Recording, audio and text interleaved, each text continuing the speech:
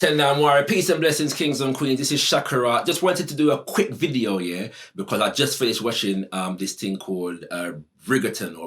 I believe that's how you pronounce it, Bridgerton. Yeah, that's the correct pronunciation. On Netflix, enough people are talking about it, and so I just wanted to shoot off some of my thoughts very, very quickly about this thing before I get into it. For those who are celebrating Kwanzaa, yeno iwe na here. Have a happy and fruitful Kwanzaa, and here za Kwanzaa.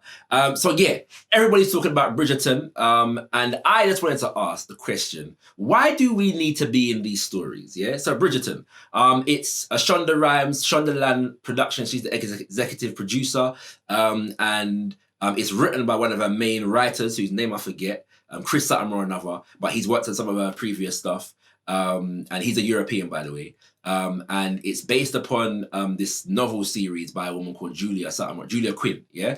And so it's set, yeah, in 1813, right? And 1813 UK, yeah. That was the year that was given at the beginning of this production. Now, there's certain things that I expect when I go into something like this. One, it's a Shondaland production, yeah, and there are certain things that I expect from Shondaland creatively, stylistically, and so on and so forth. I expect certain things that I go, and they were definitely there. At the same time, and what I'm about to say is not unique to Shondaland, but it is definitely, she is one of the key proponents of this ideological thrust, yeah, in Black television at the moment, because she's very popular. But I find a lot of her stuff hyper assimilationist, yeah, and it hyper valorizes Western and European society, and the role that Blackness plays within these productions is very much the value of Blackness, yeah, is based upon the extent to which we as a people and our cultural sensibilities are able to assimilate into the dominant white society. And furthermore, how the extent to which we are able to strengthen, yeah, dominant white society. All right, that's a trend that I see running through a lot of Shondaland productions, having watched a few of the things them in the past, yeah.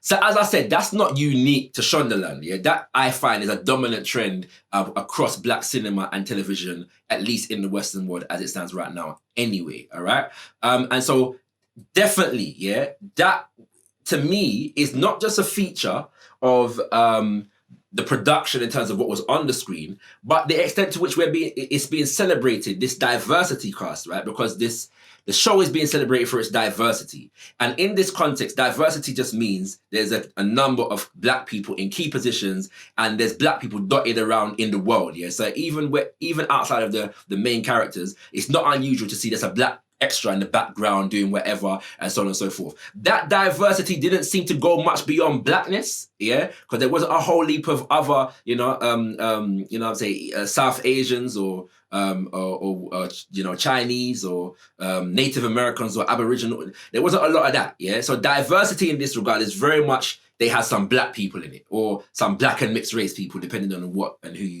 you read, right? In relation to this show, yeah, and that was interesting to me because I want to know, what do we get as Black people, as African people, in terms of being depicted in these period dramas, whereby we know that our condition during that time, as at least in relation to Britain, where this particular production is set, was not a particularly exalted one. Yeah, so what do we get from it? All right, that's what I really want to explore in this video.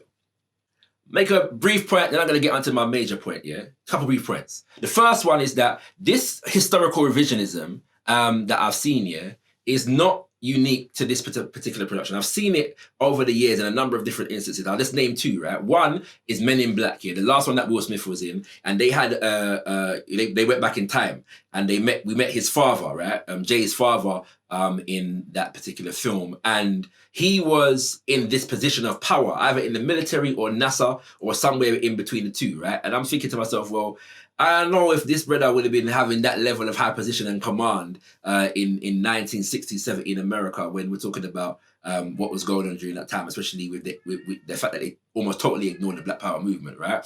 Then now you have a show called Agent Carter, which is a part of the Marvel series. Agent Carter is the woman who Captain America, yeah, was besotted with and everything there. So they have a series a couple series whereby she is the central character, and that is set in the 1930s or 40s, I believe. Yeah, and they played on some themes of interracial dating and a couple other things. And I'm saying, yeah, they're not actually addressing the real conditions of black people at the time. And like there's certain other things that they weren't really addressing the level of the segregation, the lynching, and the Jim Crow and them kind of things there. So this historical revisionism seems to be a trend, right? And I've seen it in a few other places as well, whereby we superimpose present-day assimilationist sensibilities on European history and present this fantasy of this melting pot, all right?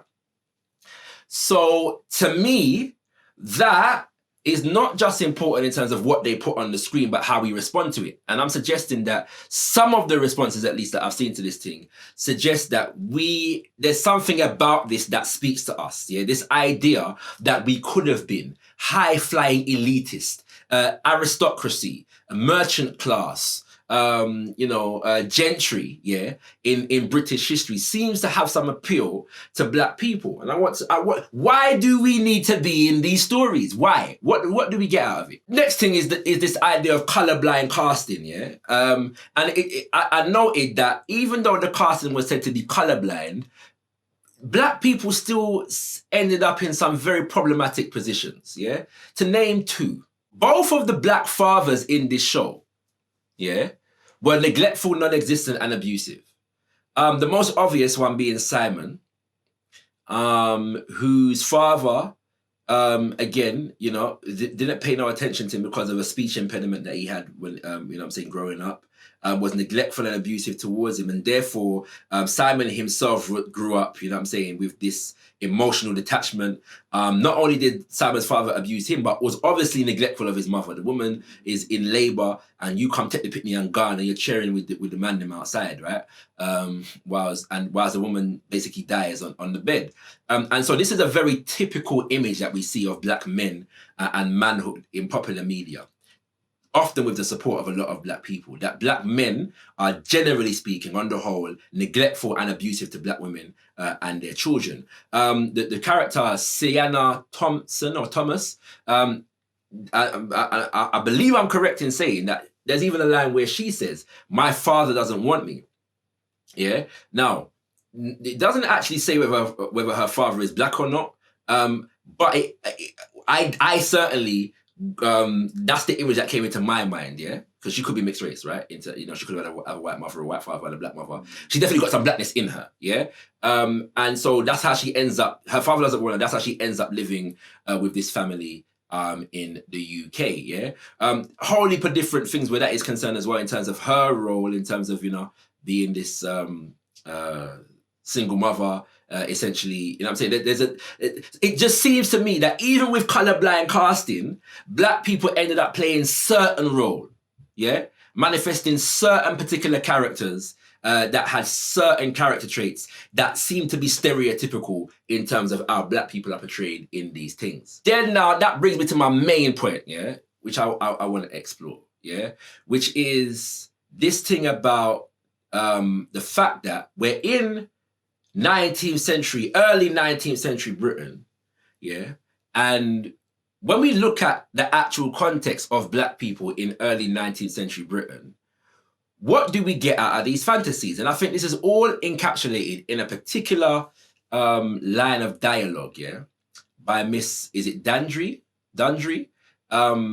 the elder sister who cared for Simon in light of the passing of his mother and his neglectful father. They have this dialogue here, which is the first point at which anything to do with race and colonialism is ever addressed in this show. Yeah, and I'm going to read what she says because I think it's very instructive and very informative, right, about this thing. Yeah, she says, "I understand that you view such subjects as love and devotion, affection and attachment. You find it all trite and frivolous. But have you any idea that those very things are precisely what have allowed a new day to dawn in the society? Look at our queen. Look at our king. Look at their marriage. Look at everything it is doing for us, allowing us to become.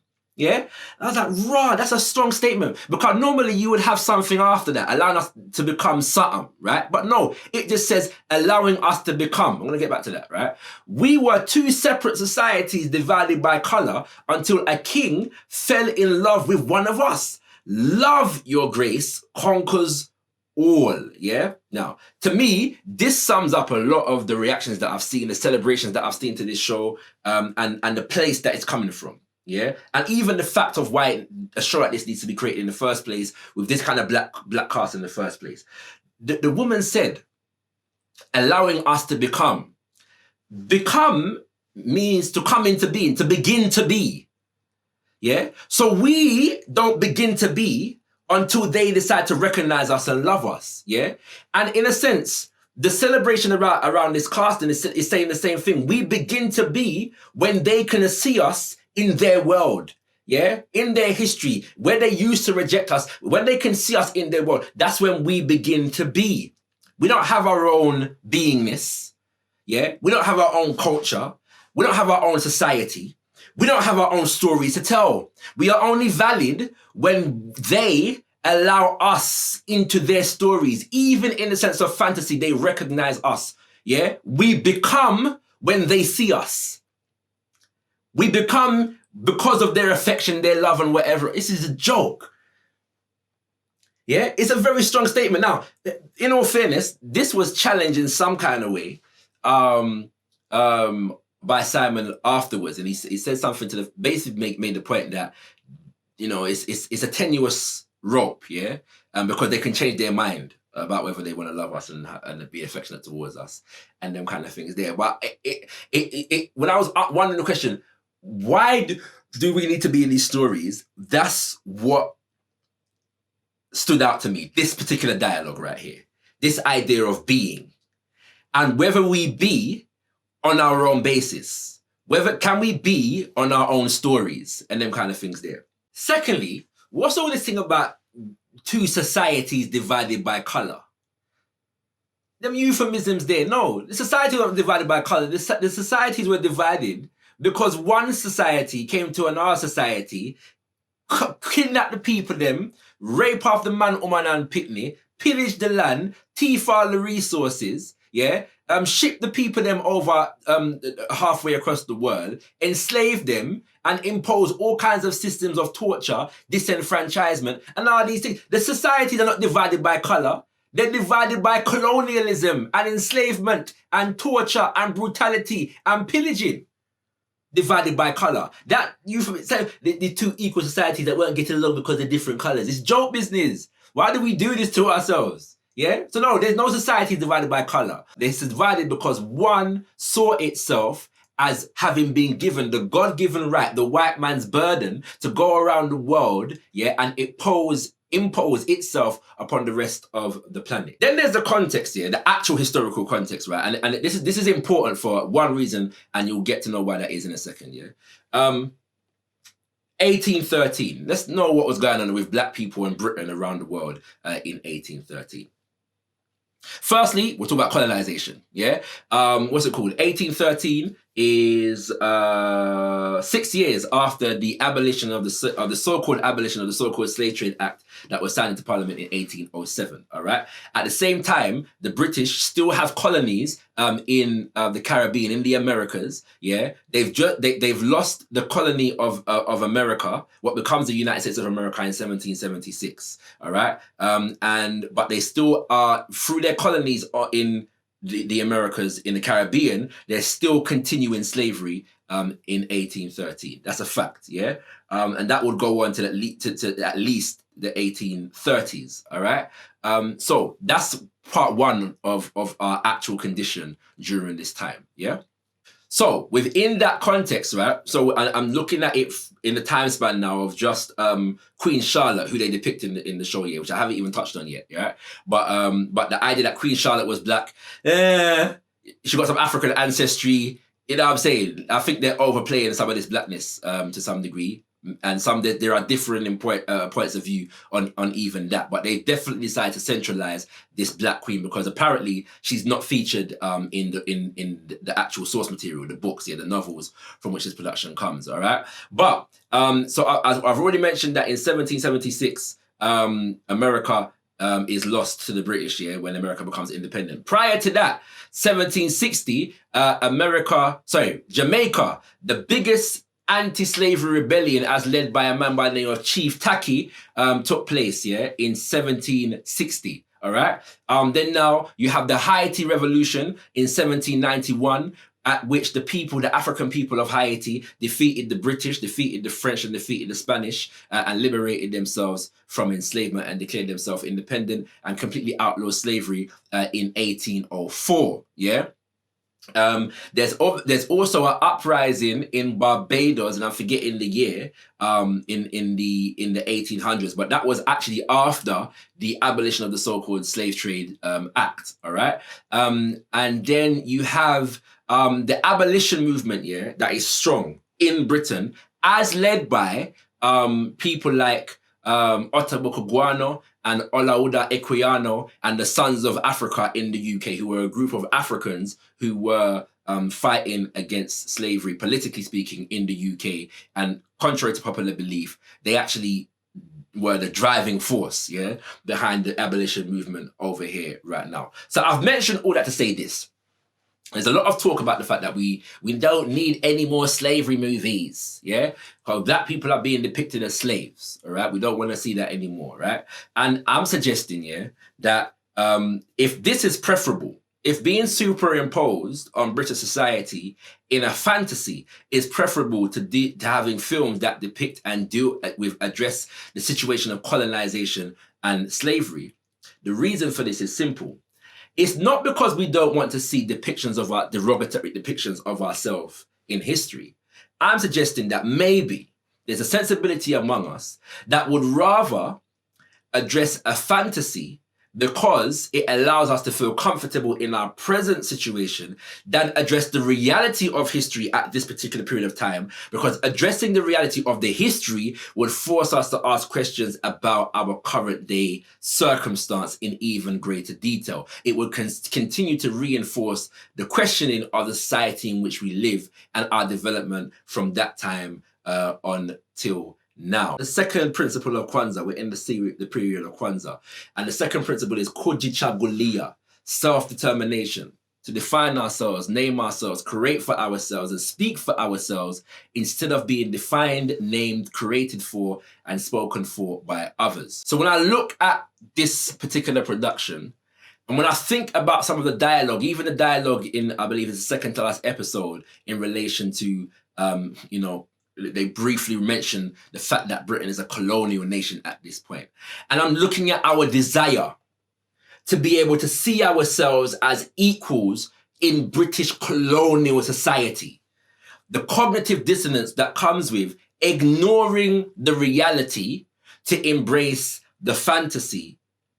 I'm looking at that in terms of what it says about a lot of our trajectory at the moment. And I'm suggesting that we would do better, to not see ourselves as footnotes in the history of society and the development of Europeans and white people and white culture, but to be able to tell our own stories, to see value in ourselves and our own stories. We don't become when white people see us, decide to love us, be affectionate towards us, and put us in their stories. We be already because we are. And if we understand that, then we would be more inspired and more vociferous and more, convicted, to tell our own stories and create institutions that allow us to tell our own story. We don't need FIDEM 1800s, 19th century Britain. What was we doing in the 19th century? And why can't we create a fantasy around that speaks to our own narrative? Why do we have to only be footnotes in FIDEM narrative? I'm just going to leave that there. I'd love to hear your opinion, kings and queens. This video is even longer than I expected it to be, but you don't know, it's a quick thing. So yeah, love to hear your opinions. Here is Kwanzaa, and I'll see you next time. Bless, peace.